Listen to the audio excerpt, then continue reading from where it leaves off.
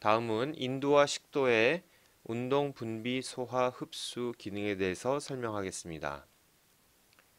인두와 식도에서의 운동은 삼키기입니다.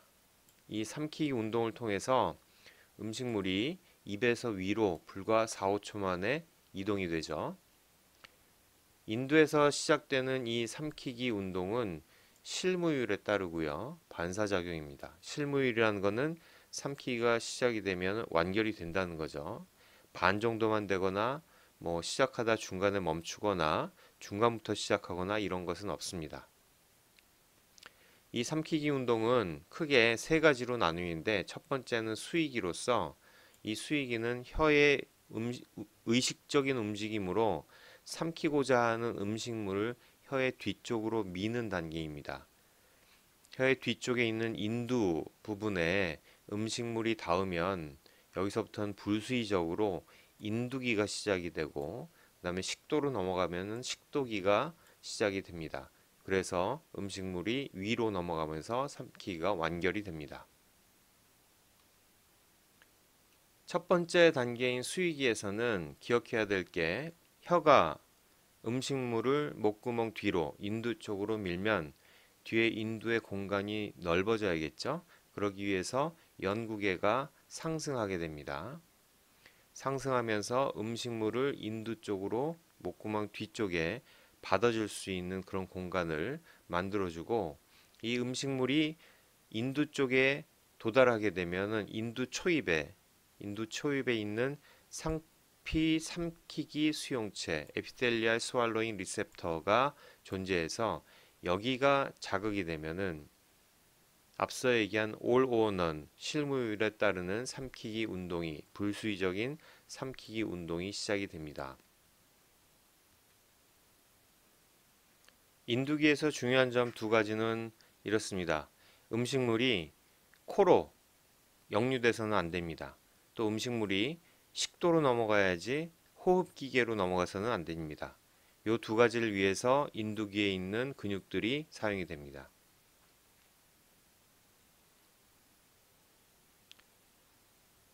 음식물이 코로 넘어가지 못하게 하기 위해서는 이미 수익이 동안에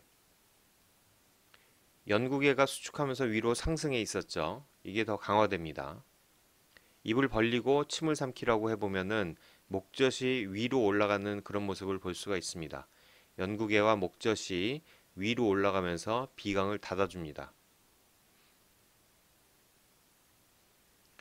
자, 연구개 수축이 첫 번째 운동의 작용이었으면은 두 번째는 인두 양쪽 면에 위치한 국의 인두 주름이 수축해서 그 가운데를 통해서 그 가운데 일자 모양의 틈을 만듭니다. 이거를 사지탈 슬릿이라고 얘기를 했죠. 그래서 너무 큰 음식이 뒤로 넘어가지 못하게 어느 정도 씹고 부드러운 음식들이 이 틈을 통해서 인두의 후방 쪽으로 넘어가게 됩니다. 그 다음에 세 번째는 음식물이 식도로 넘어가야지 기도로 넘어가면 안 되기 때문에 후두의 성문 보칼 코드를 강하게 닫는 작용이 그 다음에 세 번째 작용입니다. 기도로 음식이 넘어가는 것을 보칼 코드를 닫음으로써 막아줄 수 있죠. 그리고 또 후두가 전방 상방으로 당겨진 후에 후두 덮개를 덮어서 음식물이 다시 기도로 넘어가지 못하도록 그렇게 막아줍니다. 자, 그림으로 인두기를 다시 한번 설명하겠습니다. 처음에 음식물을 뒤로 넣으면 혀로 음식물을 인두 쪽으로 밀어 넣으면은 목젖 연구개가 상승하는 거죠. 그래서 코로 역류하지 못하게 하고 음식물이 기도로 들어가는 것을 방지하기 위해서 성문을 견고하게 닫습니다. 그리고 후두를 전방 상방으로 당겨서 후두 덮개를 덮어서 음식물이 못 들어가게 하면서 오히려 후두의 뒤쪽 식도는 크게 열리게 됩니다. 여러분들이 손가락을 목젖에다 대고 침을 한번 삼켜보면은 목젖이 이 손가락을 치고 위로 올라가는 것을 느낄 수 있을 겁니다. 이 후두가 전방 상방으로 당겨지면서 기도는 닫고 그 뒤에 있는 식도를 크게 열어주면서 식도기가 시작이 됩니다. 인두기를 통해서 음식물이 식도의 초입에 도달하게 되면은 식도 상부의 시작 부위에 3, 4cm 정도에 위치한 상부 식도 조임근이 열립니다. 상부 식도 조임근이 열리면 음식물이 식도로 들어오면서 그 음식물의 자극에 의해서 일련의 식도 운동이 일어나겠죠. 자, 이렇게 음식물을 삼키는 데만 해도 입에서 혀의 수의적인 움직임으로 음식을 밀고 불수의적인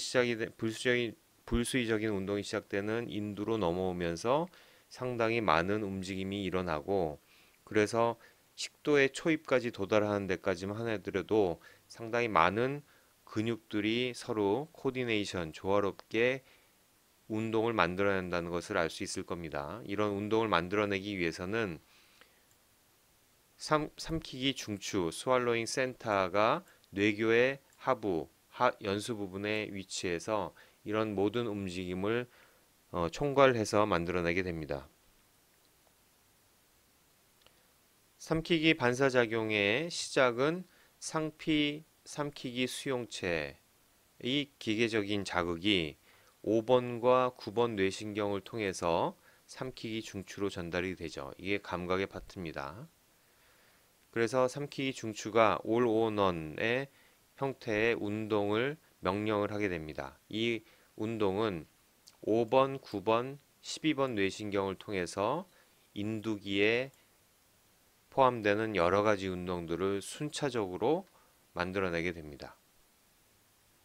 또한 이런 삼키기 운동을 만들어낼 때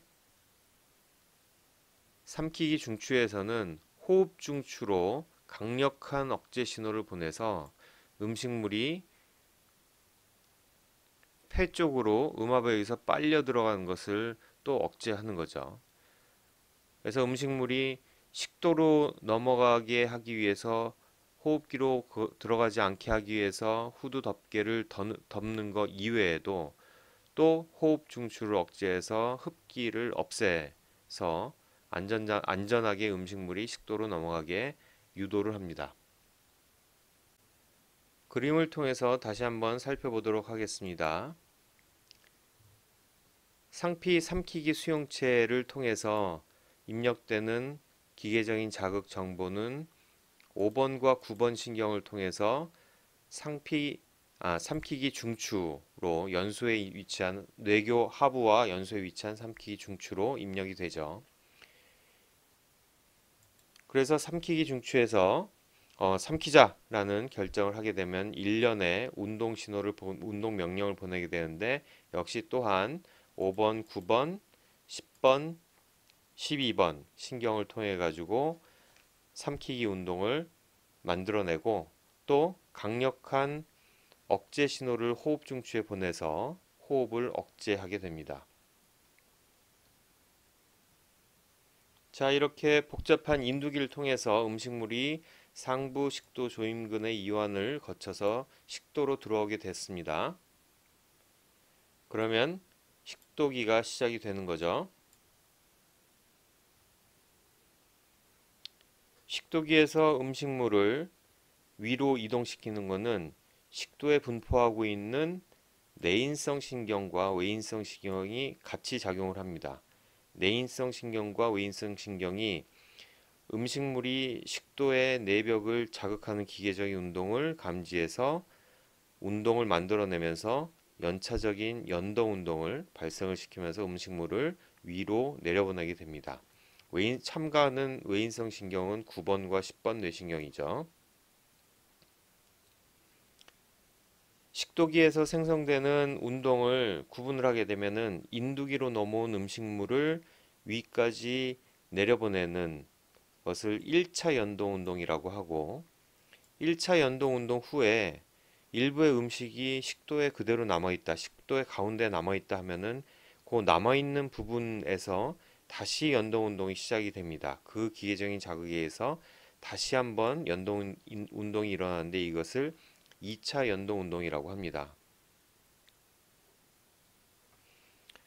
자, 1차 연동 운동은 이미 삼키기 중추에서 관여하니까는 1차 연동 운동은 외인성 신경이 상당히 많이 작용을 하는 거라면은 2차 연동 운동 같은 경우에는 식도 내부에 남아있는 음식물에 의해서 시작을 하니까는 내인성 신경얼기의 작용이 좀 더 크게 작용을 할 겁니다.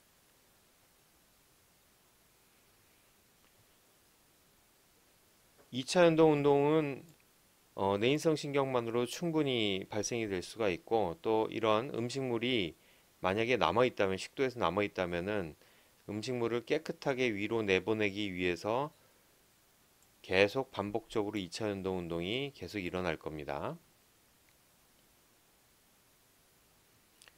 연동 운동에 의해서 음식물이 식도의 하부로 내려오면은 맞닥뜨리는 것은 하부에 맨 밑에 하부에 3cm 정도로 넓이의 두터운 횡단근 하부식도 조임근이 도달하게 됩니다. 이 하부식도 조임근은 이완이 돼야지 음식물이 밑으로 위장으로 내려갈 수가 있는 거죠. 이 하부식도 조임근은 평소에는 30mm 머큐리 정도로 강하게 수축하고 있습니다. 왜냐하면 위에서 위산이 역류돼서 식도로 들어오는 것을 막기 위해서 그렇게 늘 닫혀 있는 그런 역할을 하죠. 삼키기 운동이 시작이 되면서 인두에서 식도로 넘은 식도기가 시작이 되면서 하부 식도 이완근은 연동 운동과 함께 수용성 이완을 해줍니다. 음식물이 들어올 때 이완이 된 하부 식도 조임근에 의해서 음식물이 저항 없이 위장으로 내려갈 수 있게 하죠. 이렇게 억제성 신경이 분포한다는 걸 얘기를 하는 거겠죠. 이것은 이거에 관련되는 신호 전달 물질은 산화질소와 VIP에 해당합니다.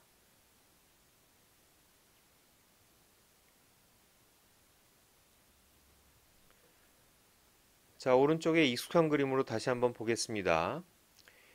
자, 인두기에 들어오는 음식물에 의해서 수축이 일어나고 있죠.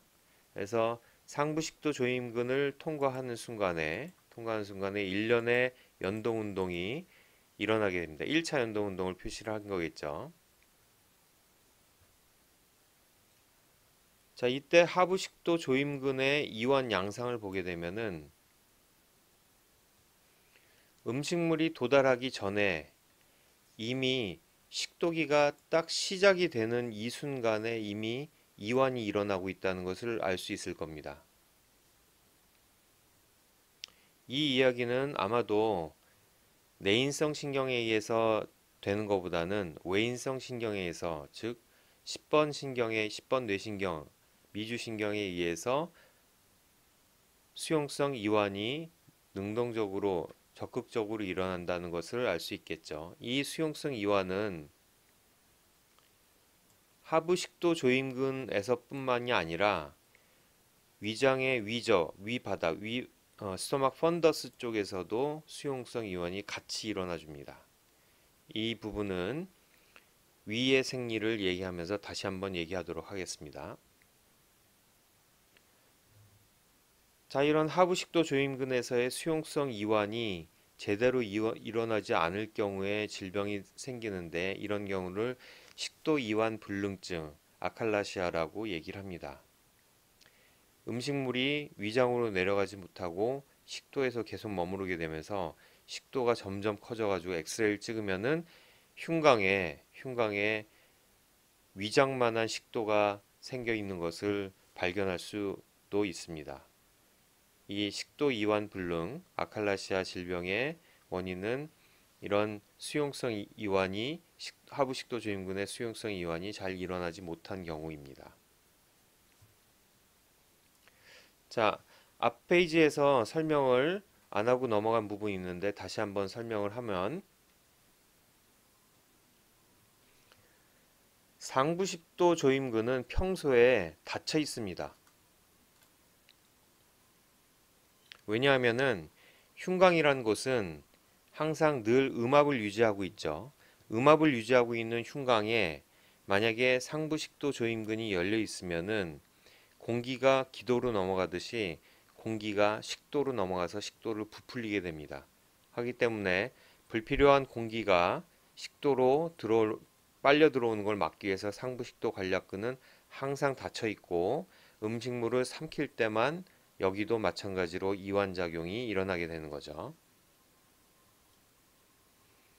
이 상부식도 조임근이 우리가 수의적으로 열 수는 없지만은 어떤 특정한 운동을 통해 가지고 잠깐 열 수가 있는데 그때 헛구역질 같은 경우에 상부식도 조임근이 열리면서 공기가 빨려 들어오고 헛구역질이 끝난 다음에 헛트림 같은 게 나오면서 이 상부식도 조임근이 열렸을 때 들어온 공기가 식도에 머무르다가 다시 나가는 그런 현상도 한번 해볼 수가 있습니다. 자, 상부식도 조임근이 늘 닫혀 있는 것처럼 하부식도 조임근도 늘 닫혀 있습니다. 앞서 얘기한 것처럼 위산이 식도로 역류돼서 강력한 위산에 의한 식도의 점막 손상을 막기 위해서는 늘 닫혀 있어야 됩니다. 다들 역류성 식도염이라는 병을 한 번씩은 들어봤을 겁니다. 이 역류성 식도염을 이해하기 위해서는 정상적으로 어떻게 위산이 식도로 역류되는 것을 방지하고 있는지를 알아야 합니다. 이 식도로 위산이 역류되는 것을 방지하는 데는 몇 가지의 해부학적, 생리학적 기능이 있습니다. 첫 번째는 하부식도 조임근이 평소에 닫혀 있다는 것입니다. 앞서 설명한 대로 흉곽이 음압이기 때문에 하부식도 조임근이 조금이라도 열리면은 그 음압에 의해서 위산은 식도 쪽으로 역류되기 때문에 하부식도 조임근은 평소에 늘 닫혀 있어야 합니다. 두 번째와 세 번째 기능은 해부학적인 구조인데요. 해부학적인 구조가 첫 번째는 식도 하부가 흉곽이 아닌 복강에 위치하고 있다는 겁니다. 흉곽의 음압은 식도 내강을 넓히는 그런 작용을 하지만 복강에 있는 양압은 식도를 짓누르게 하는 그런 역할이 있습니다. 그래서 복강이 양압이고 이 양압 내에 식도가 존재하기 때문에 복압에 의해서 식도는 항상 눌려 있는 그런 형상을 하고 있습니다. 해부학적인 또 다른 두 번째 구조는 식도와 위의 연결 부분이 예각을 이루고 있어서 이 예각이 판막의 기능을 해줍니다. 복압이 높아지면은 이 예각 부분이 판막 부분이 식도를 누르면서 식도의 입구를 누르면서 역류를 방지하죠. 네 번째는 이런 기능을 뚫고서 조금이라도 식도에 위산이 역류가 된다면은 식도 하부에는 알칼리 점액이 있어서 이 알칼리 점액에 의해서 역류된 위산을 중화시켜 버립니다. 그래서 식도 상피의 손상을 방지합니다. 자, 이와 같이 하부식도 조임근이 평소에 닫혀 있다는 것, 그 다음에 식도 하부가 흉곽이 아닌 복강에 존재한다는 것, 세 번째는 식도와 위의 연결 부위가 예각을 이루는 것, 그 다음에 하부식도에 알칼리성 점액이 분비되는 것, 이런 것들이 위산의 역류로부터 식도를 보호하고 있습니다. 이 보호 기능이 어떤 하나라도 손상이 되면은 쉽게 위산이 역류되면서 하부식도가 염증성 반응이 일어나고 이 염증성 반응은 속쓰림, 핫번 같은 증상을 나타내게 됩니다. 이런 것들이 역류성 식도염의 병태 생리를 설명하는 정상적인 기능들입니다. 자, 인도와 식도에 대한 운동에 대한 얘기를 했습니다. 분비에 대해서는 지금 방금 얘기한 것처럼 하부식도에서 알칼리성 점액을 분비해 가지고 위산의 중화뿐만 아니라 음식물이 내려왔을 때 윤활작용으로 더 잘 내려가도록 도와주는 역할을 하죠. 하지만 소화와 흡수에 관련된 역할은 인도와 식도에선 찾아볼 수가 없습니다. 왜냐하면은 식도와 인도에 머무르는 시간이 워낙에 짧죠, 음식물이. 그렇기 때문에 이 인도와 식도는 음식물이 지나가는 길의 역할을 해준다고 생각을 합니다. 자, 이상으로 위창자생리 2강을 마치겠습니다.